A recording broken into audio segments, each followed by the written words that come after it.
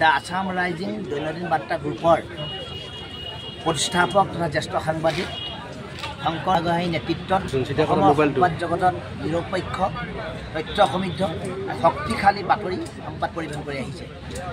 অহা 16 মাৰ্চ তাৰিখে এই সংবাদ গোষ্ঠীটোৰ প্ৰতিষ্ঠা দিৱস তেওঁলোকে ডিব্ৰুগড় বিশ্ববিদ্যালয়ৰ প্ৰাংগণত কনক্লেভৰ আয়োজন কৰিছে।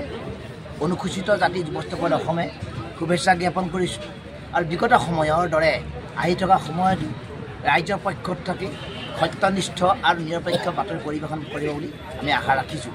এই সংবাদ গোষ্ঠীৰ দীৰ্ঘায়ু কামনা কৰিলোঁ। সংবাদ গোষ্ঠীৰ লগত জড়িত থকা সকলো কৰ্মচাৰী আৰু প্ৰধানতঃ সাংবাদিকসকলে আপোচকামী মনোভাৱৰ পৰিৱৰ্তে আপোচহীনভাৱে যোৱা সময়ত ৰাইজৰ পক্ষত যি সংবাদ পৰিৱেশন কৰি আহিছে, অসমৰ জাতি যথেষ্ট শক্তিশালী ভূমিকা লৈছে। গতিকে তেওঁলোকলৈ পুনৰবাৰ শুভেচ্ছা জ্ঞাপন কৰি আমি এই কনক্লেভ যাতে সফল হয় তাৰ বাবে আমি অন্তৰৰ কামনা কৰোঁ।